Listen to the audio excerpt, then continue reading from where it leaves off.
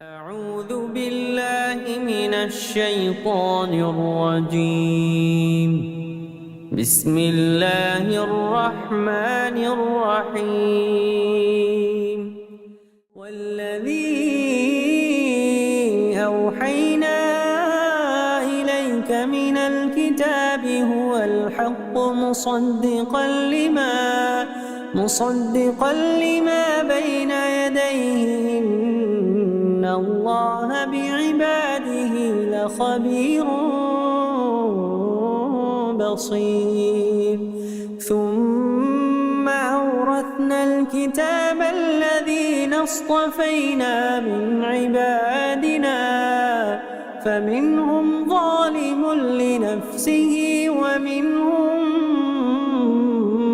مقتصد ومنهم سابق بالخيرات بإذن الله. ذلك هو الفضل الكبير. السلام عليكم ورحمة الله وبركاته. ഖുർആൻ പദം 1507 ദിവസത്തിലേക്ക് എല്ലാവരെയും ഹാർദമായി സ്വാഗതം ചെയ്യുന്നു. വിശുദ്ധ ഖുർആനിലെ 35-ാമത്തെ അധ്യായമായ സൂറത്തുൽ ഫാത്തിറിലെ 31-32 ആയത്തുകളാണ് ഇന്ന് പഠന വിധേയമാക്കുന്നത്. ക്ലാസ് ആരംഭിക്കുന്നതിനായി ആദരണീയനായ ഡോക്ടർ A.I. വിലായത്തുള്ള സാഹിബിനെ ക്ഷണിക്കുന്നു. അസ്സലാമു അലൈക്കും വറഹ്മത്തുള്ളാഹി വബറകാതുഹു. അഊദു ബില്ലാഹി മിനശ് ശൈത്വാനിർ റജീം. ബിസ്മില്ലാഹിർ റഹ്മാനിർ റഹീം.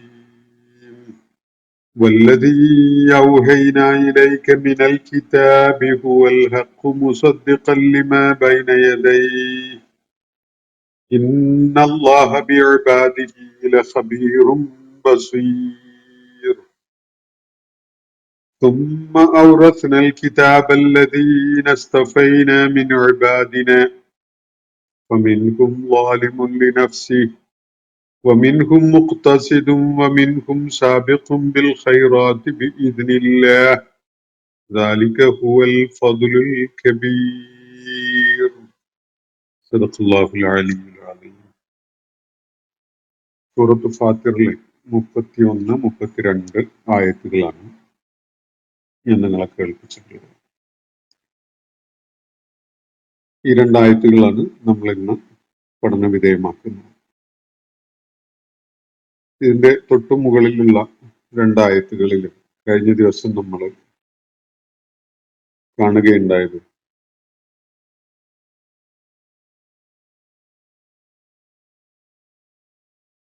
സത്യവിശ്വാസികൾ എന്ത് പ്രതീക്ഷ പുലർത്തിക്കൊണ്ടാണ്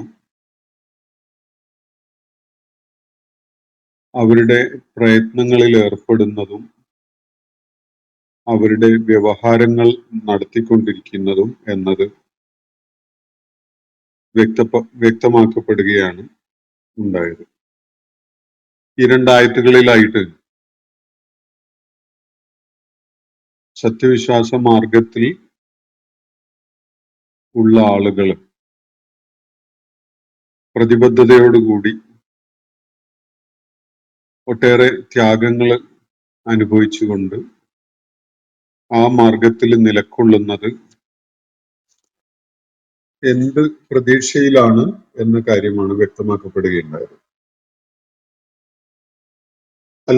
ഇന്നല്ലദീന യത്ലൂന കിതാബല്ലാഹി വഅഖാമുസ്സലാത്ത്. അല്ലാഹുവിന്റെ വേദഗ്രന്ഥം പാരായണം ചെയ്യുകയും അല്ലാഹുമായുള്ള ബന്ധം സ്ഥാപിക്കുന്ന വിധത്തില് നമസ്കാരം നിർവഹിക്കുകയും അല്ലാഹു നൽകിയിരിക്കുന്ന വിഭവങ്ങൾ രഹസ്യമായും പരസ്യമായും ഒക്കെ ചെലവഴിക്കുകയും ചെയ്യുന്ന ആളുകൾ, അവർ യർജൂന തിജാറത്തൻ ലൻ തബൂർ, ഒരിക്കലും തന്നെ നശിച്ചു പോവുകയില്ലാത്ത, തകർന്നു പോവുകയില്ലാത്ത, നഷ്ടമാവുകയില്ലാത്ത ഒരു കച്ചവടമാണ് പ്രതീക്ഷിക്കുന്നത്. അപ്പൊ അവര് പ്രതീക്ഷ അർപ്പിച്ചിരിക്കുന്നത് ഒരിക്കലും നഷ്ടമുണ്ടാവുകയില്ലാത്ത, ഒരിക്കലും പരാജയപ്പെടുകയില്ലാത്ത ഒരു കച്ചവടത്തിലാണ്. അതാണ് അവർ തിരഞ്ഞെടുത്തിരിക്കുന്ന ജീവിത സരണി. എന്തിനു വേണ്ടിയാണ് അവരെങ്ങനെ ചെയ്തിട്ടുള്ളത്? ലി വഫിയഹും ഉജൂറഹും, അള്ളാഹു അവർക്ക് അവർ പ്രതിഫലം തികവോടെ നൽകുന്നതിന്, വയസീദഹും മിൻ ഫദ്ലി, അതിനു പുറമെ അവന്റെ ഔദാര്യമായിട്ട് അവർക്ക് വേറെയും നൽകുന്നതിന് വേണ്ടിയാണ്. ഇന്നഹു ഗഫൂറുൻ ഷക്കൂർ എന്നാണ് തുടർന്ന് പറയുന്നത്. തീർച്ചയായിട്ടും അള്ളാഹു പുറത്തു കൊടുക്കുന്നവനും അതുപോലെ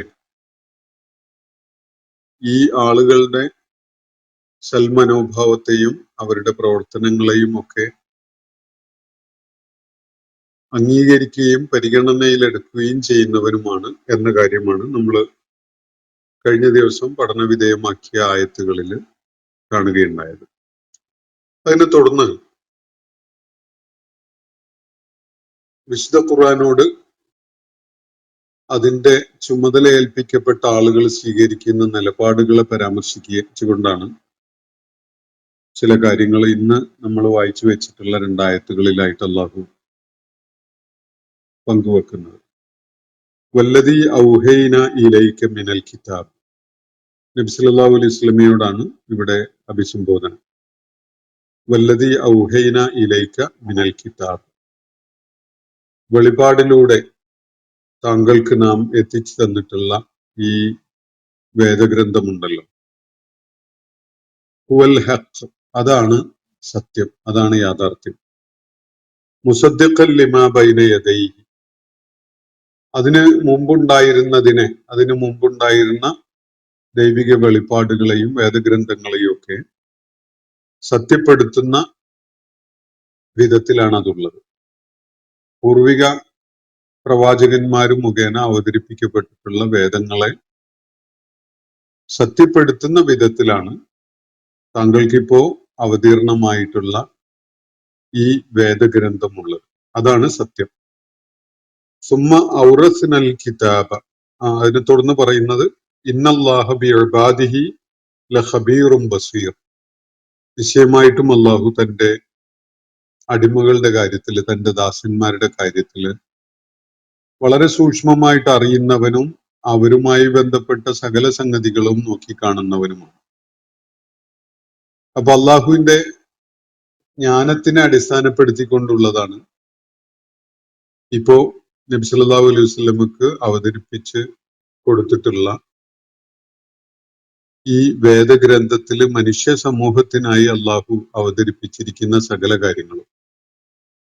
മനുഷ്യന്റെ പ്രകൃതം, മനുഷ്യന്റെ ആവശ്യം, മനുഷ്യന്റെ തേട്ടങ്ങള്, അവന്റെ സാധ്യതകള്, അവന്റെ കഴിവുകൾ, അവന്റെ പരിമിതികൾ, ഇതൊക്കെയും അറിയുന്നവനാണ് അള്ളാഹു.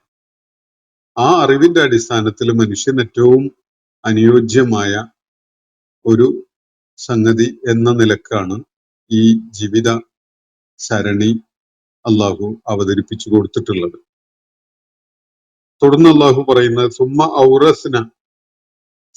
ഔറസ്നൽ കിതാബ അല്ലദീന ഇസ്തഫൈന മിൻ ഇബാദിന, പിന്നെ ഈ കിതാബിനെ, ഈ വേദഗ്രന്ഥത്തെ നാം അനന്തരാവകാശമാക്കി നൽകി.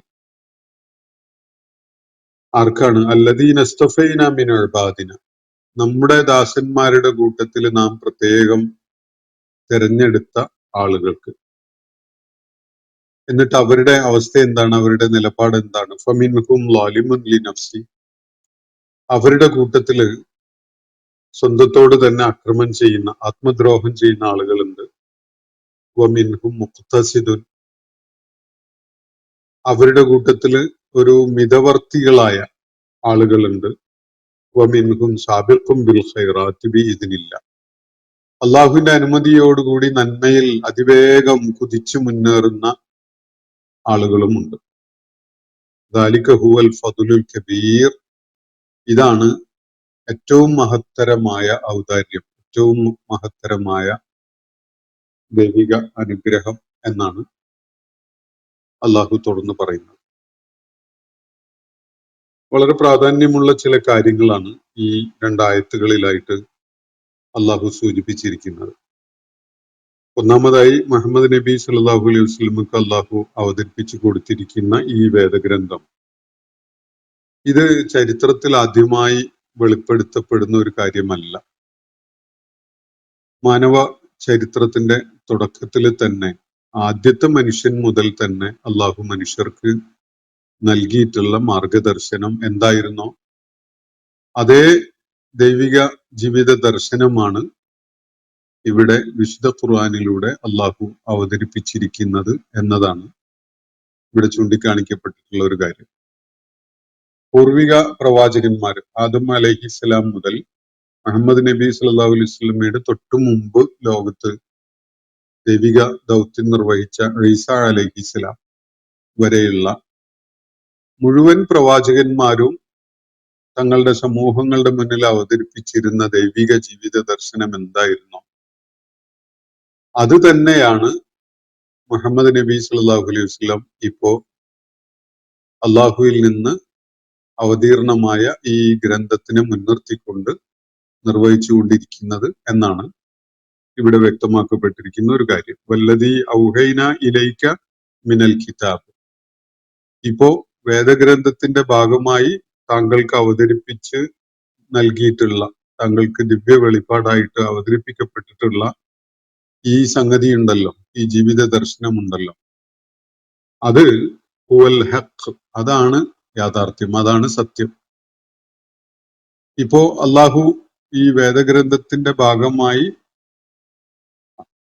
ദിവ്യ വെളിപ്പാടുകളിലൂടെയായിട്ട് അവതരിപ്പിച്ചിട്ടുള്ള ഈ ജീവിത ദർശനം, അതാണ് യാഥാർത്ഥ്യം എന്ന്. മനുഷ്യനെ സംബന്ധിച്ചിടത്തോളം അവന്റെ ജീവിത പ്രയാണത്തില് തീർച്ചയായിട്ടും എന്താണ് ജീവിതം എന്നൊരു അന്വേഷണം ഉണ്ടാകും. പല ഉത്തരങ്ങളും കണ്ടെത്താൻ അവൻ ശ്രമിച്ചുകൊണ്ടിരിക്കുകയും ചെയ്യും. പല സോഴ്സുകളിലൂടെയായിട്ട് പലരും പല പ്രതികരണങ്ങളും ഇതിനോട്, ഈ ചോദ്യത്തിന് ഉത്തരമായിട്ട് നൽകിയിട്ടും ഉണ്ടാകും. അവയുടെ കൂട്ടത്തില് മനുഷ്യന്റെ പ്രകൃതവും മനുഷ്യന്റെ ദൈക്ഷണികതയും മനുഷ്യന്റെ സാധ്യതകളും മനുഷ്യന്റെ ദൗർബല്യങ്ങളും എല്ലാം ഉൾക്കൊണ്ടുകൊണ്ട് മനുഷ്യന് വേണ്ടി ഏറ്റവും അനുയോജ്യമായ വിധത്തിൽ രൂപകൽപ്പന ചെയ്യപ്പെട്ടിട്ടുള്ള ജീവിത ദർശനം ഏതാണ് എന്നത് സൂക്ഷ്മമായിട്ടൊരാള് പരിശോധന നടത്തുകയാണെങ്കിൽ തീർച്ചയായിട്ടും ഭൂമുഖത്ത് മനുഷ്യ സമൂഹത്തിന് ഏറ്റവും അനിവാര്യമായ, ഏറ്റവും യോജിച്ച ജീവിത സരണി മുന്നോട്ട് വെക്കുന്നത് പ്രവാചകന്മാരിലൂടെ പഠിപ്പിക്കപ്പെട്ടിട്ടുള്ള ദൈവിക ദർശനം തന്നെയാണ് എന്നത് സത്യസന്ധമായിട്ട് കാര്യങ്ങളെ പരിശോധിക്കുന്ന ആർക്കും ബോധ്യപ്പെടും. ഇതിലെ ഏറ്റവും അവസാനത്തിലെ ഒരു നടപടി എന്ന നിലക്കാണ് മുഹമ്മദ് നബി സല്ലല്ലാഹു അലൈഹി വസല്ലം മുഖേന ഈ ജീവിത ദർശനം അവതരിപ്പിക്കപ്പെട്ടിരിക്കുന്നത്. അത് വെളിപ്പാടുകളെ അടിസ്ഥാനപ്പെടുത്തിക്കൊണ്ടുള്ളതാണ്. ഈ വെളിപ്പാടുകളാണ് ഈ വേദഗ്രന്ഥം വിശുദ്ധ ഖുർആൻ ആയിട്ട് നമ്മുടെ മുന്നിലുള്ളത്. അപ്പൊ ഈ വെളിപ്പാടുകള് മുന്നോട്ട് വെക്കുന്ന ജീവിത ദർശനം, അതാണ് ഹുവൽ ഹഖ്, അതാണ് യാഥാർത്ഥ്യം, അതാണ് സത്യം. ഇതാണ് സത്യം എന്ന് പറയുമ്പോൾ പൂർവിക സമൂഹങ്ങളിലെ ആളുകൾക്ക് അവരുടെ കാലഘട്ടങ്ങളിൽ ജീവിച്ചിരുന്ന അവർക്കിടയിൽ ഉണ്ടായിരുന്ന ദൈവിക ദൂതന്മാര് പകർന്നു നൽകിയ സന്ദേശം ഇതല്ല എന്നല്ല. തുടർന്ന് പറയുന്നത് അത് വ്യക്തമാക്കുന്നുണ്ട്. ഈ വേദഗ്രന്ഥത്തിലൂടെ പകർന്നു നൽകപ്പെട്ടിരിക്കുന്ന ജീവിത ദർശനം ഉണ്ടല്ലോ, അതാണ് യാഥാർത്ഥ്യം. അതിന്റെ സ്റ്റേറ്റസ്, അതിന്റെ സ്വഭാവം എന്താണ്? മുസദ്ദിഖൻ ലിമാ ബൈന യദൈഹി, ഇതിനു മുമ്പുണ്ടായിരുന്ന വേദഗ്രന്ഥങ്ങളെയൊക്കെ സത്യപ്പെടുത്തിക്കൊണ്ടുള്ളതാണ്. എന്ന് പറഞ്ഞാൽ പൂർവിക പ്രവാചകന്മാര് അവരുടെ സമൂഹങ്ങളെ പഠിപ്പിക്കുകയുണ്ടായ, ദൈവിക വെളിപ്പാടിന്റെ അടിസ്ഥാനത്തിൽ പഠിപ്പിക്കുകയുണ്ടായ ജീവിത ദർശനം ഉണ്ടല്ലോ, ആ ജീവിത ദർശനത്തിനെ സത്യപ്പെടുത്തുന്ന വിധത്തിലുള്ളതാണ് വിശുദ്ധ ഖുർആൻ മുന്നോട്ട് വെക്കുന്ന ജീവിത ദർശനം. ഇത് അള്ളാഹുവിന്റെ രണ്ട് വളരെ പ്രാധാന്യമുള്ള ഗുണവിശേഷണങ്ങളെ അടിസ്ഥാനപ്പെടുത്തിക്കൊണ്ടുള്ളതാണ്. ഇന്നല്ലാഹ ബിഇബാദിഹി ലഖബീറും ബസീർ എന്നാണ് അള്ളാഹു പറയുന്നത്. മനുഷ്യപ്രകൃതത്തെ ഉൾക്കൊണ്ടുകൊണ്ട് മനുഷ്യനിൽ അടങ്ങിയിട്ടുള്ള സാധ്യതകളെയും ദൗർബല്യങ്ങളെയും അവന്റെ സകല പ്രത്യേകതകളെയും മനസ്സിലാക്കിക്കൊണ്ടുള്ള ഒരു നടപടിയാണ് അള്ളാഹു സ്വീകരിച്ചിരിക്കുന്നത്. കാരണം അവൻ ഖബീറും ബസീറുമാണ്. തന്റെ ദാസന്മാരെ സംബന്ധിച്ചിടത്തോളം എല്ലാം പൂർണ്ണമായിട്ട്, എല്ലാം സൂക്ഷ്മമായിട്ട് അറിയുന്നവനും എല്ലാം നിരന്തരമായി നോക്കിക്കണ്ടുകൊണ്ടിരിക്കുന്നവനുമാണ്. അതുകൊണ്ട് തന്നെ മനുഷ്യനെ പൂർണ്ണമായി മനസ്സിലാക്കാത്ത ആരെങ്കിലും നൽകുന്ന ജീവിത മാർഗദർശനം, ഉദാഹരണത്തിന് മനുഷ്യ സമൂഹത്തിന്റെ ഇടയിൽ പല തത്വചിന്തകളും പ്രചരിപ്പിച്ച ആളുകളുണ്ട്, പല ജീവിത നിലപാടുകളും ദർശനങ്ങളും പഠിപ്പിച്ച ആളുകളുണ്ട്. പക്ഷെ എത്ര പരിമിതമായിട്ടാണ് അവർക്ക് മനുഷ്യനെ കുറിച്ച് അറിവുള്ളത്. ഒരു മനുഷ്യന് ഇതര മനുഷ്യരെ അറിയാനുള്ള സാധ്യത എത്രത്തോളം ഉണ്ട് എന്നതൊന്ന് ആലോചിച്ച് നോക്കൂ. നമുക്ക് നമ്മളെ തന്നെ പൂർണ്ണമായിട്ട് മനസ്സിലാക്കാൻ സാധിക്കുന്നുണ്ടോ? നാളെ നമ്മൾ ഏത് നിലപാടിലേക്ക് തിരിയും എന്നത് ഇന്ന് പറയാൻ കഴിയുന്നവരാണോ നമ്മൾ? നമ്മളുമായി ബന്ധപ്പെട്ട, മനുഷ്യനുമായി ബന്ധപ്പെട്ട ഒട്ടുമിക്ക സംഗതികളും നമ്മെ സംബന്ധിച്ചിടത്തോളം യഥാർത്ഥത്തിൽ അറിയാതെ കിടക്കുന്നതാണ്. പലതും, മിക്ക കാര്യങ്ങളും വളരെ പരിമിതമായിട്ട് മാത്രമേ നമുക്ക് നമ്മളെ കുറിച്ച് തന്നെ അറിയുകയുള്ളൂ. ഇനി മറ്റുള്ള ആളുകളെ കുറിച്ചാണെങ്കിലോ, ഇപ്പൊ നമ്മൾ നിയമനിർമ്മാണത്തിനൊക്കെ ഒരുങ്ങുമ്പോൾ പലപ്പോഴും സംഭവിക്കുന്ന വലിയൊരു അബദ്ധം, നമ്മുടെ മാനസികമായിട്ടുള്ള നിലപാടുകളെ, താല്പര്യങ്ങളെ, ആഗ്രഹങ്ങളെ, നമ്മുടെ ധാരണകളെയൊക്കെ അടിസ്ഥാനപ്പെടുത്തിക്കൊണ്ടാണ് നമ്മൾ മനുഷ്യർക്ക് വേണ്ടി പൊതുവായിട്ടുള്ള നിയമങ്ങൾ നിർമ്മിക്കാൻ വേണ്ടി തുനിയാറുള്ളത്. പക്ഷെ ഇതിൽ നമ്മൾ മറ്റുള്ളവരുടെ പ്രകൃതവും സ്വഭാവവും ആവശ്യവും എത്രത്തോളം ഉണ്ട് എന്ന് ഒരിക്കലും തന്നെ നമുക്ക് കൃത്യമായ ബോധ്യമുള്ള വിധത്തിലല്ല നമ്മൾ അതിന് മുതിരുന്നത്. പലപ്പോഴും നമുക്ക് മറ്റുള്ളവരുടെ ആവശ്യങ്ങളെ കുറിച്ചോ അല്ലെങ്കിൽ നിലപാടുകളെ കുറിച്ചോ ആഗ്രഹങ്ങളെയോ കഴിവുകളെയോ സാധ്യതകളെയോ കുറിച്ചോ ഒന്നും തന്നെ വേണ്ട വിധത്തിൽ അറിവില്ലാതെയാണ് നമ്മൾ ഒരു നിയമം നിർമ്മിക്കുക. പിന്നീട് അങ്ങോട്ട് ആ നിയമം മുടന്തുന്നത്, പലപ്പോഴും വേണ്ട വിധത്തിൽ പ്രവർത്തനക്ഷമമാവാതിരിക്കുന്നത്, എന്നിട്ട് പിന്നെ ആ നിയമത്തിന് നമ്മൾ പല അമെൻഡ്മെന്റ്സും വരുത്തിക്കൊണ്ടിരിക്കുന്നത് നമുക്ക് നിത്യമായിട്ട് തന്നെ കാണാൻ കഴിയുന്ന ഒരു സംഗതിയാണ്. അത്തരം സംഗതികൾ നമ്മൾ പരിഷ്കരിച്ചുകൊണ്ടേയിരിക്കുന്നത് നമ്മുടെ ആധുനിക കാലഘട്ടത്തിൽ നിത്യം എന്നോണം നമുക്ക് കാണാൻ കഴിയുന്ന ഒരു സംഗതിയാണ്.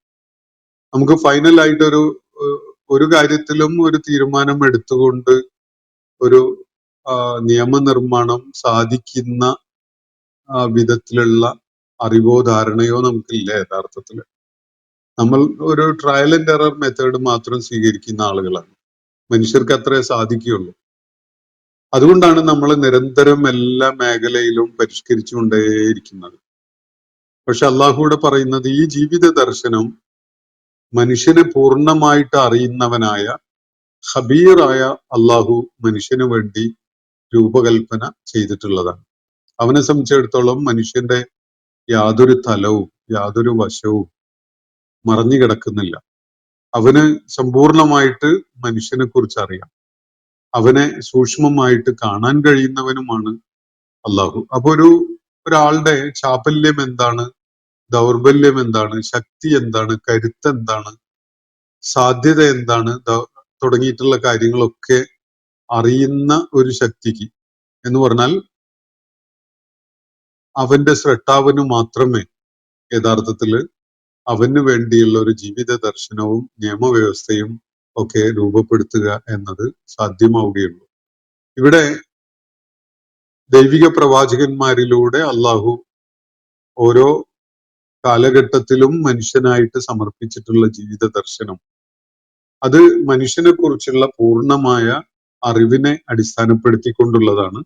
ഇവിടെ അവസാനമായി മുഹമ്മദ് നബി സല്ലല്ലാഹു അലൈഹി വസല്ലം മുഖേന അവതരിപ്പിക്കപ്പെട്ടിട്ടുള്ള ജീവിത ദർശനം, അദ്ദേഹത്തിന് നൽകപ്പെട്ട വെളിപ്പാടുകൾ അടങ്ങിയിട്ടുള്ള, അല്ലെങ്കിൽ ആ വെളിപ്പാടുകളിൽ അടങ്ങിയിട്ടുള്ള, ഈ വേദഗ്രന്ഥത്തിൽ അടങ്ങിയിട്ടുള്ള ജീവിത ദർശനം, അതാണ് സത്യമായത്, യാഥാർത്ഥ്യമായത് എന്നാണ് അള്ളാഹുവിടെ പറയുന്നത്. അത് പൂർവിക പ്രവാചകന്മാരിലൂടെ ഇവിടെ നൽകപ്പെട്ടിട്ടുണ്ടായിരുന്ന ജീവിത ദർശനത്തെ പൂർണ്ണമായിട്ടും സത്യപ്പെടുത്തുന്ന വിധത്തിലുള്ളതാണ്. അവയുമായിട്ട് യാതൊരു സംഘർഷവും അതിലില്ല. ഈ കാര്യം പറയുമ്പോൾ പൂർവിക വേദങ്ങളുടെ അനുയായികളായിട്ട് ഈ കാലഘട്ടത്തിൽ പല മതങ്ങളും എന്ന പേരിൽ നിലകൊള്ളുന്ന സമൂഹങ്ങളുണ്ട്. അവര് പിന്തുടരുന്ന ജീവിത ദർശനം എന്നത് ചിലപ്പോ ഇസ്ലാമുമായി മുഹമ്മദ് നബി സല്ലല്ലാഹു അലൈഹി വസല്ലം പഠിപ്പിക്കുന്നതുമായിട്ട് പല സംഘർഷവും വിയോജിപ്പും ഉള്ളതായിട്ട് കാണാൻ കഴിയും. അവിടെയാണ് ഈ പൂർവിക മതങ്ങളുടെ അനുയായികളായിട്ട് ഇന്ന് അറിയപ്പെടുന്ന ആളുകൾ, പൂർവിക പ്രവാചകന്മാരുടെ പിന്മുറക്കാരായിട്ട് അറിയപ്പെടുന്ന ആളുകൾ യഥാർത്ഥത്തില് ആ പ്രവാചകൻ പഠിപ്പിച്ച കാര്യങ്ങൾ തന്നെയാണോ പിന്തുടർന്നുകൊണ്ടിരിക്കുന്നത് എന്നത് പരിശോധിക്കപ്പെടേണ്ടിയിരിക്കുന്നത്. നമ്മൾ ആ കാര്യങ്ങൾ വിശദമായിട്ട് നേരത്തെ മനസ്സിലാക്കിയിട്ടുള്ളതാണ്. ഞാൻ അതിലേക്ക് പോകുന്നില്ല. അതിനെ തുടർന്ന് ഇവിടെ മുഹമ്മദ് നബി സല്ലല്ലാഹു അലൈഹി വസല്ലമക്ക് ദിവ്യ വെളിപാടുകളിലൂടെയായി അള്ളാഹു അവതരിപ്പിച്ചിരിക്കുന്ന ഈ വേദഗ്രന്ഥം ഇപ്പോ അതാണ് യാഥാർത്ഥ്യം, അതാണ് സത്യം എന്ന വിധത്തിൽ അള്ളാഹു ഇവിടെ പരാമർശിച്ചിരിക്കുന്ന ഈ വേദഗ്രന്ഥം, അതിനെക്കുറിച്ച് അള്ളാഹു പറയുകയാണ്. സുമ്മ ഔറസ്നൽ കിതാബ, ഈ വേദഗ്രന്ഥത്തെ പിന്നീട് നാം അനന്തരാവകാശമായിട്ട് നൽകുകയുണ്ടായി എന്ന് പറഞ്ഞാൽ അതിന്റെ സകല കാര്യങ്ങളും ചുമതലയേൽക്കുന്ന ഒരവസ്ഥ, അതിനുള്ള ഒരു അവസരം അള്ളാഹു ചിലർക്ക് നൽകുകയുണ്ടായി. സുമ്മ ഔറസ്ന, ഔറസ്ന എന്ന് പറഞ്ഞാൽ നാം അനന്തരാവകാശമായി നൽകി എന്നാണ് അതിന്റെ ഭാഷാപരമായ അർത്ഥം.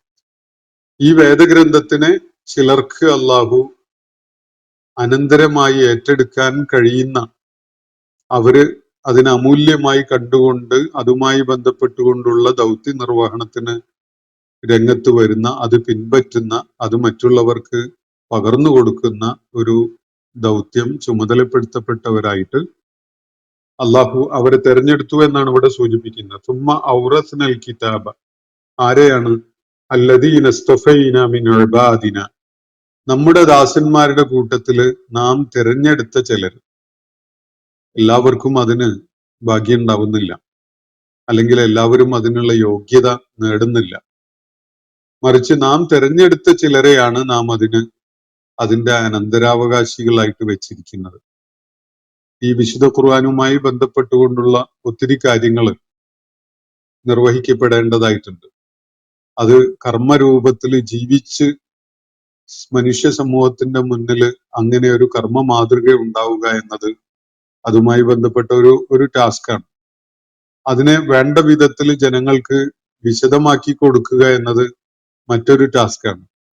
ആ വേദഗ്രന്ഥത്തിനെ യാതൊരു വിധത്തിലുള്ള ഇടപെടലും ഇല്ലാത്ത വിധത്തിൽ സംരക്ഷിക്കുക എന്നൊരു ചുമതല നിലനിൽക്കുന്നുണ്ട്. അതുപോലെ വേദഗ്രന്ഥത്തിന്റെ ശരിയായ വിധത്തിലുള്ള കാലികമായ വിശദീകരണം നടത്തുന്ന ഒരു ചുമതലയും ഉണ്ട്. അപ്പൊ ഇങ്ങനെ ഈ വേദഗ്രന്ഥവുമായി ബന്ധപ്പെട്ടുകൊണ്ടുള്ള ഒട്ടേറെ സംഗതികൾ നിർവഹിക്കപ്പെടാനായിട്ട് ഉണ്ട്. ഈ സംഗതിക്കായിട്ട് അള്ളാഹു ചിലരെ ചുമതല ഏൽപ്പിച്ചിരിക്കുന്നു എന്നാണ് അള്ളാഹു ഇവിടെ വ്യക്തമാക്കുന്നത്. സുമ്മ ഔറസ്നൽ കിതാബ, ഈ വേദഗ്രന്ഥത്തിനെ നാം അനന്തരമായിട്ട് നൽകുകയുണ്ടായി. ആർക്കാണ്? അല്ലദീന ഇസ്തഫൈന മിൻ ഇബാദിന, നമ്മുടെ ദാസന്മാരുടെ കൂട്ടത്തിൽ നാം തെരഞ്ഞെടുത്ത ചിലർക്ക്. ഫമിൻഹും, ആ വിഭാഗം, അവരുടെ കൂട്ടത്തില് 3 വ്യത്യസ്ത നിലപാടുകൾ സ്വീകരിക്കുന്ന ആളുകളുണ്ട് എന്നാണ് അള്ളാഹു തുടർന്ന് വ്യക്തമാക്കുന്നത്. വിശുദ്ധ ഖുർആന്റെ വാഹകരായിട്ട്, അതിന്റെ ചുമതല ഏൽപ്പിക്കപ്പെട്ട ആളുകളായിട്ട്, അല്ലെങ്കിൽ അതിന്റെ അനന്തരാവകാശം ലഭിച്ച ആളുകളായിട്ട് രംഗത്തുള്ളവരിൽ 3 വ്യത്യസ്തമായ നിലപാട് സ്വീകരിക്കുന്ന ആളുകളുണ്ട്. ഫമിൻഹും ലാലിമുൻ ലിനഫ്സി, അവരുടെ കൂട്ടത്തില് സ്വന്തത്തോട് അക്രമം ചെയ്യുന്ന, ആത്മദ്രോഹം ചെയ്യുന്ന ആളുകളുണ്ട്. വമിൻഹും മുഖ്തസിദുൻ, ഒരു മിതവർത്തികളായിട്ട് അല്ലെങ്കിൽ മധ്യമ നിലപാട് സ്വീകരിക്കുന്നവരായിട്ടുള്ള ഒരു കൂട്ടരുണ്ട്. വമിൻഹും സാബിഖും ബിൽ ഖൈറാത്തി ബിഇദ്നില്ല, അള്ളാഹുവിന്റെ അനുമതിയോടെ, അള്ളാഹുവിന്റെ അംഗീകാരത്തോടെ നന്മയില് അതുമായിട്ട് മുന്നേറുന്ന ആളുകളും ഉണ്ട്. മൂന്ന് വിഭാഗം ആളുകൾ. ഈ മൂന്ന് വിഭാഗം ആളുകൾ ആരാണ് എന്നത് അവരുടെ സ്വഭാവപരമായ പ്രത്യേകതകൾ വെച്ചുകൊണ്ടാണ് നമുക്ക് വിലയിരുത്താൻ സാധിക്കുക. നബി സല്ലല്ലാഹു അലൈഹി വസല്ലമയുടെ കാലഘട്ടത്തിലും ഈ മൂന്ന് വിഭാഗം ആളുകൾ ഉണ്ടായിരുന്നു, പിൽക്കാലത്തും ഈ മൂന്ന് വിഭാഗം ആളുകൾ ഉണ്ടായിരുന്നു എന്നത് ഇപ്പോഴും നമ്മുടെ കാലഘട്ടത്തിലും വിശുദ്ധ ഖുർആനുമായി ബന്ധപ്പെട്ടുകൊണ്ട് മനസ്സിലാക്കുമ്പോൾ ഈ മൂന്ന് വ്യത്യസ്തമായ നിലപാടുകൾ സ്വീകരിച്ചിരുന്ന ആളുകൾ ഉണ്ടായിരുന്നു എന്ന് കാണാൻ സാധിക്കും. ഇതിൽ ഒന്നാമത്തെ വിഭാഗം ഇവിടെ പരാമർശിക്കപ്പെടുന്നത് ലാലിമുല്ലി നഫ്സിഹി എന്ന വിധത്തിലാണ്. ലാലിമുല്ലി നഫ്സിഹി എന്ന് പറഞ്ഞാൽ സ്വന്തത്തോട് തന്നെ അതിക്രമം ചെയ്യുന്ന ആൾ. അള്ളാഹുവിനെ തിരിച്ചറിയുകയും അവന്റെ ദൂതൻ പകർന്നു തന്ന ജീവിത ദർശനം ഉൾക്കൊള്ളുകയൊക്കെ ചെയ്തതിന് ശേഷം വീണ്ടും സ്വന്തത്തെ നാശത്തിലേക്ക് എടുത്തെറിയുന്ന വിധത്തിൽ അള്ളാഹുവിനോടും അവന്റെ ദൂതനോടും ഒക്കെ ധിക്കാരം കാണിച്ചുകൊണ്ട് പ്രവർത്തിക്കുന്ന അല്ലെങ്കിൽ അത്തരം സ്വഭാവ ഗുണങ്ങളുമായിട്ട് നീങ്ങുന്ന ആളുകൾ എന്ന് പറഞ്ഞാൽ പൂർണ്ണമായിട്ട് അള്ളാഹുവിന് സമർപ്പിക്കാനും അള്ളാഹുവിന്റെ ജീവിത മാർഗദർശനം പൂർണ്ണമായിട്ട് പ്രയോഗത്തിൽ കൊണ്ടുവരാനും സന്നദ്ധരല്ലാതെ ഉള്ള ആളുകൾ. അവർ യഥാർത്ഥത്തിൽ അവരോട് തന്നെയാണ് അക്രമം ചെയ്യുന്നത്. കാരണം അതിന്റെ അനന്തരഫലം ഏറ്റുവാങ്ങേണ്ടി വരുന്നതും അവർ തന്നെയാണ്. അതുകൊണ്ട് സ്വന്തം ആത്മാവിനെ നാശത്തിലേക്ക് എടുത്തെറിയുന്ന വിധത്തില് സ്വന്തത്തോട് തന്നെ അക്രമം ചെയ്യുന്ന തരം ആളുകൾ യഥാർത്ഥത്തിൽ വലിയ കുറ്റവാളികളായിട്ടാണ് അവരെ നമുക്ക് കാണാൻ കഴിയുക. ഖുർആനിനെയും റസൂലിനെയും ഒക്കെ അംഗീകരിച്ച ആളുകളാണ് അവര്. പക്ഷെ പ്രയോഗത്തില് രണ്ടിനെയും പിന്തുടരുന്ന, അതിനോട് സത്യസന്ധതയും പ്രതിബദ്ധതയും കാണിക്കുന്ന ആളുകളല്ല അവര്. അവര് സത്യവിശ്വാസം ഉൾക്കൊണ്ട ആളുകളാണ്. പക്ഷെ അവര് കുറ്റകൃത്യങ്ങളിലാണ് ഏർപ്പെട്ടുകൊണ്ടിരിക്കുന്നത്. കുറ്റവാളികളായിട്ടാണ് അവർ നിലകൊള്ളുന്നത്. അവര് കടുത്ത ധിക്കാരികളൊന്നുമല്ല എന്ന് പറഞ്ഞാൽ ദൈക്ഷണികമായിട്ട് അവർ ഇസ്ലാമിനെയോ അള്ളാഹുവിന്റെ ജീവിത ദർശനത്തെയോ ഒന്നും തള്ളിക്കളഞ്ഞവരൊന്നുമല്ല. പക്ഷെ അവര് പ്രയോഗത്തില് അത് നടപ്പിലാക്കുന്നതിലും പാലിക്കുന്നതിലും വലിയ വീഴ്ച വരുത്തുന്ന ആളുകളാണ്. അതുകൊണ്ട് അവര് സ്വന്തം ആത്മാക്കളെ തന്നെ ദ്രോഹിച്ചുകൊണ്ടിരിക്കുകയാണ്. വേണമെങ്കിൽ അവരെ കുറിച്ച് ദുർബല വിശ്വാസികൾ എന്ന് പറയാം. യഥാർത്ഥത്തിൽ അവര് കപട വിശ്വാസികളല്ല. അവർക്ക് ഇസ്ലാമാണ് സത്യം, ദൈവിക ദൂതൻ പഠിപ്പിച്ച ജീവിത ദർശനമാണ് സത്യം എന്ന ബോധ്യമുണ്ട്. പക്ഷെ അവർ പ്രയോഗത്തിൽ അത് നടപ്പിലാക്കുന്നതില്, അത് പിന്തുടരുന്നതില് വലിയ വീഴ്ചയാണ് വരുത്തുന്നത്. മസ്തിഷ്കം കൊണ്ട് ദൈക്ഷണിക തലത്തില് അവർ ഈ ദീനിനെ ഉൾക്കൊണ്ടിട്ടുണ്ട്, അംഗീകരിച്ചിട്ടുണ്ട്. പക്ഷെ പ്രയോഗത്തിൽ അവര് വലിയ പരാജയമായിട്ടാണ് അവരുടെ പ്രവർത്തനങ്ങൾ മാറുന്നത്. അപ്പോ ഒരുപക്ഷെ ഇസ്ലാമിക സമൂഹത്തില് എല്ലാ കാലഘട്ടങ്ങളിലും ഈ ഒരു പ്രകൃതം കാണിക്കുന്ന ധാരാളം ആളുകളെ നമുക്ക് കണ്ടെത്താൻ പറ്റിയെന്ന് വരും. മിക്കപ്പോഴും എണ്ണത്തിൽ കൂടുതൽ ഉണ്ടാവുക ഈ വിഭാഗം ആളുകളായിരിക്കും എന്നതും ശ്രദ്ധേയമാണ്. അതുപോലെ രണ്ടാമത്തെ വിഭാഗമായിട്ട് അള്ളാഹുവിടെ പറയുന്നത് വമിൻഹും മുഖ്തസിദുൻ എന്നാണ്. ഇഖ്തസദ എന്ന് പറഞ്ഞാൽ എക്കണമൈസ് ചെയ്തു എന്നാണ് അർത്ഥം. എന്നാണ് ഇഖ്തിസാദിയ, എക്കണമിക്സ് എന്നൊക്കെയുള്ള വാക്ക് വരുന്നത്. മിതത്വം പാലിക്കുക എന്നതാണ് ആ പദം സൂചിപ്പിക്കുന്ന അർത്ഥം. വേണ്ട വിധത്തിൽ ഇപ്പൊ ഒരു പ്രയത്നം ആവശ്യമുള്ള ഘട്ടത്തില് ആ പ്രയത്നം ഭാഗികമായിട്ട് മാത്രം നൽകുക, അതിന് വേണ്ട പൂർണ്ണമായ അർപ്പണം നൽകാതെ അതിൽ ഒരു പരിമിതമായി മാത്രം കാര്യങ്ങൾ നിർവഹിച്ചുകൊണ്ട് രക്ഷപ്പെടാൻ പറ്റുമോ എന്ന് നോക്കുന്ന തരം ആളുകളാണ് യഥാർത്ഥത്തിൽ ഈ മുഖ്തസിദ് എന്ന വിധത്തിൽ ഇവിടെ പരാമർശിക്കപ്പെടുന്നവരെന്ന് കാണാൻ കഴിയും. ഇവര് വേദഗ്രന്ഥത്തിന്റെ ചുമതല ഏൽപ്പിക്കപ്പെട്ടവരുടെ കൂട്ടത്തിൽ തന്നെയാണ്. കുറെയൊക്കെ അതുമായി ബന്ധപ്പെട്ടുകൊണ്ടുള്ള ബാധ്യതകൾ അവർ നിർവഹിക്കുന്നുണ്ട്. എന്നാൽ പൂർണ്ണമായി നിർവഹിക്കാൻ ആഗ്രഹിക്കുകയോ അതിനുവേണ്ടി പ്രയത്നിക്കുകയോ ഒന്നും ചെയ്യുന്നില്ല. അവര് വിശുദ്ധ ഖുർആന്റെ ദർശനം ഉൾക്കൊള്ളുന്ന, അതിനെ അംഗീകരിക്കുന്ന ആളുകൾ തന്നെയാണ്. പക്ഷെ പലപ്പോഴും അതിൽ വീഴ്ച വരുത്തുന്നുണ്ട്. പല വ്യക്തിപരമായ ചാപല്യങ്ങളും അവരെ ഈ കാര്യത്തിൽ പലവിധ പരിമിതികളും നിയന്ത്രണങ്ങളും ഒക്കെ അവർക്ക് ഉണ്ടാക്കുന്നുണ്ട്. അള്ളാഹുവിനെ അനുസരിക്കാൻ അവർ ശ്രമിക്കുന്നവരൊക്കെയാണ്, പക്ഷെ അവര് വേണ്ടത്ര വിജയിക്കുന്നില്ല എന്നതാണ് ഇത് നൽകുന്ന സൂചന. അപ്പോ അവർക്കിടയിൽ ഈ മിതവർത്തികളായിട്ട് പൂർണ്ണമായ സമർപ്പണമോ പൂർണ്ണമായ ത്യാഗസന്നദ്ധതയോ ഒന്നും കാണിക്കാത്ത ഒരു ഹാഫ് മൈൻഡോട് കൂടി കാര്യങ്ങളെ നിർവഹിക്കുന്ന തരം ആളുകളാണ് യഥാർത്ഥത്തിൽ ഈ മുഖ്തസിദുകൾ. മൂന്നാമത്തെ ഒരു വിഭാഗമായിട്ട് അള്ളാഹു പറയുന്നത് വമിൻഹും സാബിഖുൻ ബിൽ ഖൈറാത്തി ബിഇദ്നില്ല. സാബിഖ് എന്ന് പറഞ്ഞാൽ മുന്നേറുന്നവൻ എന്നാണ്. സാബിഖും ബിൽ ഖൈറാത്ത്, നന്മയുമായിട്ട് നന്മ ചെയ്തുകൊണ്ട് സുഹൃതങ്ങൾ ചെയ്തുകൊണ്ട് മുന്നേറുന്ന ആളുകൾ.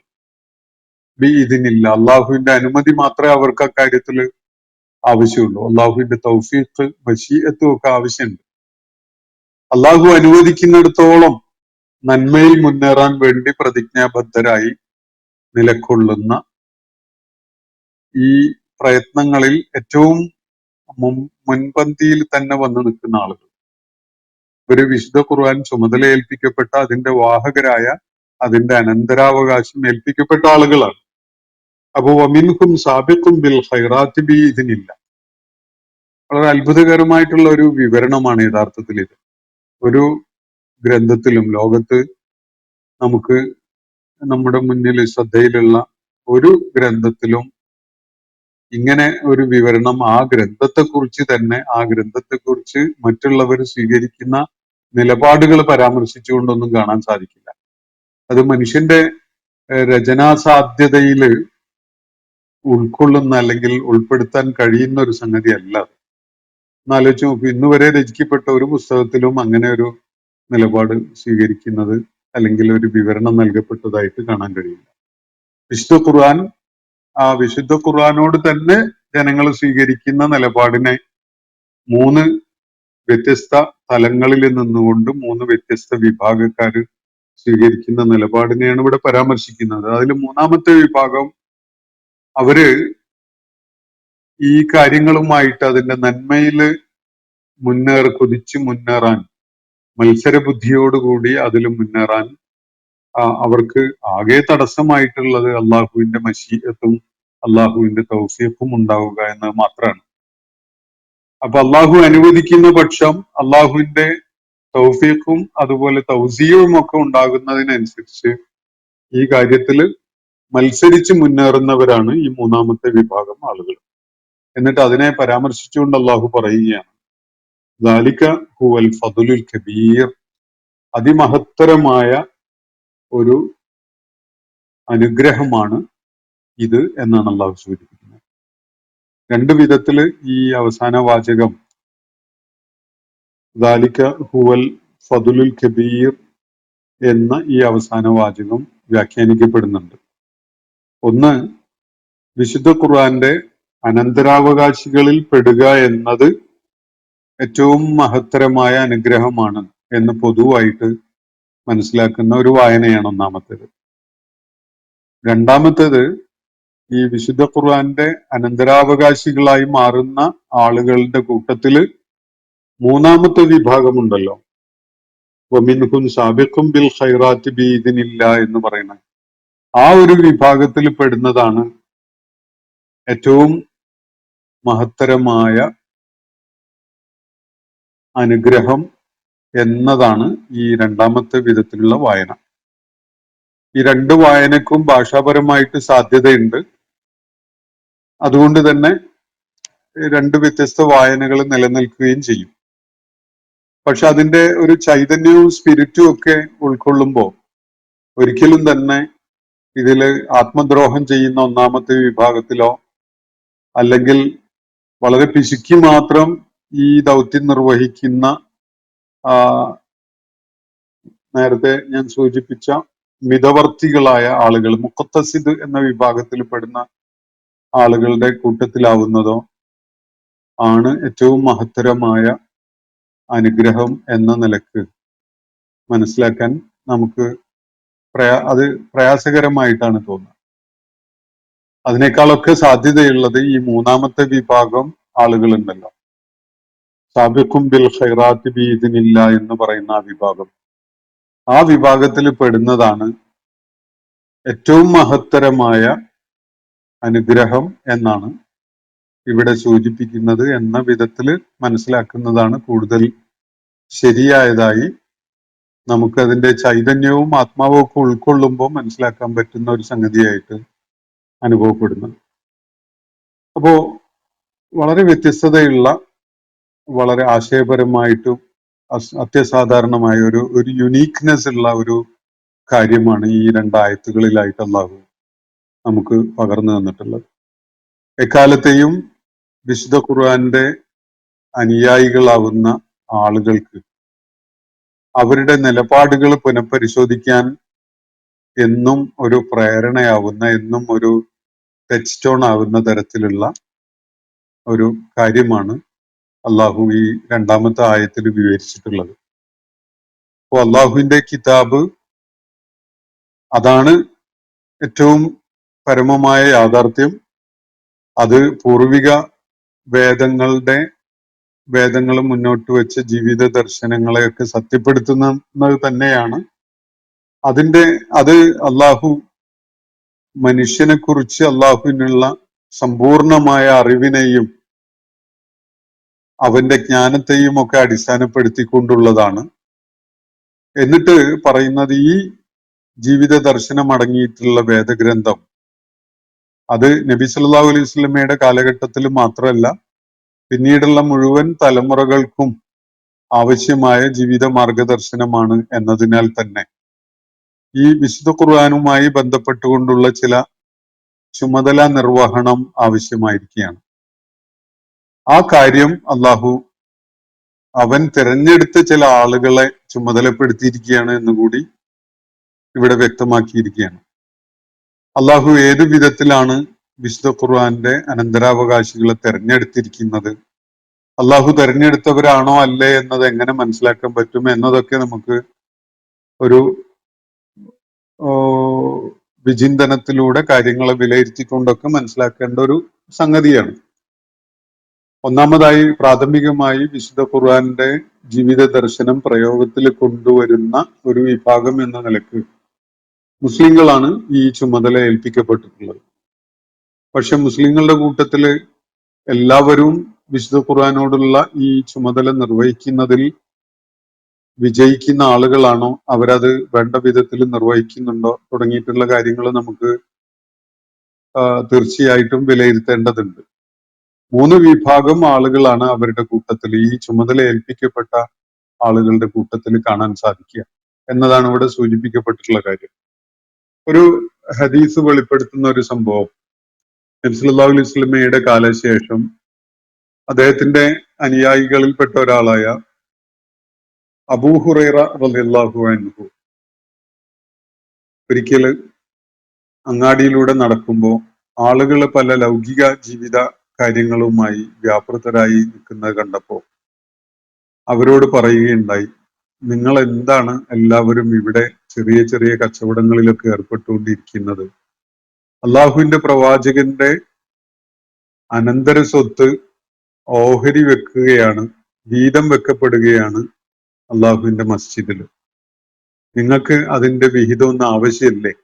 നിങ്ങൾ എന്താണ് അതൊന്നും പോയി നിങ്ങളുടെ വിഹിതം വാങ്ങാത്തത് എന്ന വിധത്തില് അങ്ങാടികളിൽ കച്ചവടം ചെയ്തുകൊണ്ടിരുന്ന ആളുകളോടായിട്ട് ചോദിക്കുകയുണ്ടായി. അവരിൽ പലരും അവരുടെ കച്ചവട സാധനങ്ങളൊക്കെ എടുത്ത് ഒതുക്കി വെച്ച് വേഗം പള്ളിയിലേക്ക് പോവുകയാണ്, മസ്ജിദിലേക്ക് പോവുകയാണ്. അള്ളാഹുവിന്റെ പ്രവാചകൻ അനന്തര സ്വത്ത് വിഹിതം വെക്കുന്നത് അതിൽ ഞങ്ങൾക്കും അതിന്റെ പങ്ക് വേണം എന്ന് പറഞ്ഞു. അപ്പൊ അവരവിടെ ചെന്നപ്പോ കാണുന്നത് 1-2 സ്ഥലങ്ങളിലായിട്ട് ചിലര് ഖുർആൻ പഠിക്കുന്നു, അതുപോലെ നബി സല്ലല്ലാഹു അലൈഹി വസല്ലമയുടെ ഹദീസുകളൊക്കെ പരസ്പരം പങ്കുവെച്ച് മനസ്സിലാക്കുന്നു. അങ്ങനെയൊക്കെയുള്ള സംഗതികൾ മാത്രമാണ്. അവിടെ സ്വത്തൊന്നും വിഹിതം വെക്കുന്നത് കാണുന്നേ ഇല്ല. അങ്ങനെ അവര് അങ്ങാടിയിലേക്ക് തിരിച്ചു വന്നപ്പോ ഈ ഇദ്ദേഹത്തെ കാണാനിടയായപ്പോ, നിങ്ങളല്ലേ പറഞ്ഞത് അള്ളാഹുവിന്റെ പ്രവാചകന്റെ അനന്തര സ്വത്ത് ഇപ്പൊ അവിടെ വിഹിതം വെക്കുന്നുണ്ട്, നിങ്ങളുടെ അവകാശം പോയി വാങ്ങിക്കോളൂ എന്നൊക്കെ ഉള്ള നിലക്ക് ഞങ്ങൾ അവിടെ പോയി നോക്കിയിട്ട് അങ്ങനെയൊന്നും കാണാനില്ലല്ലോ എന്നാണ് അവര് പരാതി പറഞ്ഞത്. അപ്പൊ അവരോട് അബൂദർ ഗിഫാരി റളിയല്ലാഹു അൻഹു പറയുന്നത് ഇങ്ങനെയാണ്: നിങ്ങൾ എന്താണ് അള്ളാഹുവിന്റെ പ്രവാചകന്റെ അനന്തര സ്വത്തായിട്ട് മനസ്സിലാക്കിയിട്ടുള്ളത്? അദ്ദേഹം ഇവിടെ വിട്ടേച്ചു പോയിട്ടുള്ളത് അള്ളാഹുവിന്റെ കിതാബും അള്ളാഹുവിന്റെ പ്രവാചകൻ ജനങ്ങളെ പഠിപ്പിച്ചിട്ടുള്ള ജീവിതചര്യയുമാണ്. അതാണ് അവിടെ വിഹിതം വെച്ച് കൊടുക്കുന്നത്, അതാണ് അവിടെ പഠിപ്പിക്കപ്പെട്ടുകൊണ്ടിരിക്കുന്നത്. അതിന്റെ വിഹിതം നിങ്ങൾ പോയി പങ്കുപറ്റുന്നില്ല എന്നതാണ് ഞാൻ നിങ്ങളോട് ചോദിച്ച കാര്യം എന്ന് പറയുന്നുണ്ട്. അപ്പൊ അത് വളരെ ശ്രദ്ധേയമായ ഒരു സംഭവം ഞാൻ നിങ്ങളെ ശ്രദ്ധയിലേക്ക് കൊണ്ടുവന്നു എന്നേ ഉള്ളൂ. ഇവിടെ അള്ളാഹു 3 വ്യത്യസ്തമായ നിലപാടുകൾ സ്വീകരിക്കുന്ന ആളുകളെ പരാമർശിച്ചുകൊണ്ടാണ് ഈ കാര്യങ്ങൾ പറയുന്നത്. വിശുദ്ധ ഖുർആൻ അനന്തരാവകാശമായി ഏൽപ്പിക്കപ്പെട്ട ആളുകളിൽ എല്ലാവരും അത് ഉത്തരവാദിത്വ ബോധത്തോടു കൂടി നിർവഹിക്കുന്നില്ല എന്നതാണ് ഖുർആൻ ചൂണ്ടിക്കാണിക്കുന്ന ഒരു കാര്യം. അവരിൽ ചിലര് വലിയ അക്രമമാണ് സ്വന്തത്തോട് ചെയ്യുന്നത്. വിശുദ്ധ ഖുർആനോട് നിർവഹിക്കേണ്ട ചുമതല നിർവഹിക്കാതെ വലിയ ആത്മദ്രോഹം ചെയ്തുകൊണ്ടിരിക്കുന്നവരാണ്. വേറെ ചിലര് മിതമായ നിലക്കൊക്കെ ചെയ്യുന്നവരാണ്. എന്നാൽ മൂന്നാമത്തെ വിഭാഗം അവര് സാബിഖും ബിൽ ഖൈറാത്തി ബിഇദ്നില്ലാഹ് എന്ന വലിയ ഉയർന്ന പദവിയിലുള്ളതാണ്. മനസ്സിലാക്കേണ്ട ഒരു കാര്യം, ഏതെങ്കിലും വിധത്തിൽ അള്ളാഹുവിന്റെ കിതാബുമായി വളരെ അടുത്ത ബന്ധം സ്ഥാപിക്കാൻ സാധിക്കുകയും അതിന്റെ പ്രാതിനിധ്യവും അനന്തരാവകാശവും ചുമതലയേൽക്കാൻ കഴിയുകയും ചെയ്യുന്നത് ഏറ്റവും വലിയ ദൈവിക അനുഗ്രഹം ഏറ്റുവാങ്ങലാണ് എന്നൊരു കാര്യം ഈ സംഗതിയിൽ, ഈ ആയത്തിലൂടെ അള്ളാഹു നമ്മെ ബോധ്യപ്പെടുത്തി തരുന്നുണ്ട്. അപ്പോ ആ ഒരു കാര്യം ഉൾക്കൊണ്ടുകൊണ്ട് നമ്മൾ സ്വീകരിച്ചിരിക്കുന്ന, നമ്മൾ ചുമലിലേറ്റിരിക്കുന്ന ഈ ദൗത്യം, ഈ ഉത്തരവാദിത്വം അല്ലെങ്കിൽ ഈ ഒരു പ്രയത്നം, അത് ഏറ്റവും മഹത്തരമായ മനുഷ്യർക്ക് ഭൂമിയിൽ ചെയ്യാൻ കഴിയുന്ന ഏറ്റവും സൗഭാഗ്യകരമായ ഒരു കാര്യമാണത് എന്നത് മനസ്സിലാക്കിക്കൊണ്ട് വേണം നമ്മൾ ഈ ഖുർആനുമായി ബന്ധപ്പെട്ടുകൊണ്ടുള്ള സകല പ്രയത്നങ്ങളിലും ഏർപ്പെടേണ്ടത് എന്നതാണ് നമുക്ക് ഈ ആയത്തിന്റെ സൂചനയായിട്ട് മനസ്സിലാക്കാൻ സാധിക്കുന്നത്. ഇന്നത്തെ സെഷൻ ഞാനിവിടെ അവസാനിപ്പിക്കുകയാണ്. വാഖിറു ദഅ്വാന അനിൽ ഹംദുലില്ലാഹി റബ്ബിൽ ആലമീൻ. അസ്സലാമു അലൈക്കും വറഹ്മത്തുള്ളാഹി വബറകാതുഹു. ഇന്നത്തെ ഖുർആൻ പദം ഇവിടെ സമാപിക്കുന്നു. ഖുർആൻ പഠനത്തിൽ പങ്കെടുത്ത എല്ലാവർക്കും അല്ലാഹു അർഹമായ പ്രതിഫലം നൽകി അനുഗ്രഹിക്കട്ടെ. വആഖിറു ദഅ്വാന അനിൽ ഹംദുലില്ലാഹി റബ്ബിൽ ആലമീൻ. അസ്സലാമു അലൈക്കും വറഹ്മത്തുള്ളാഹി വബറകാതുഹു.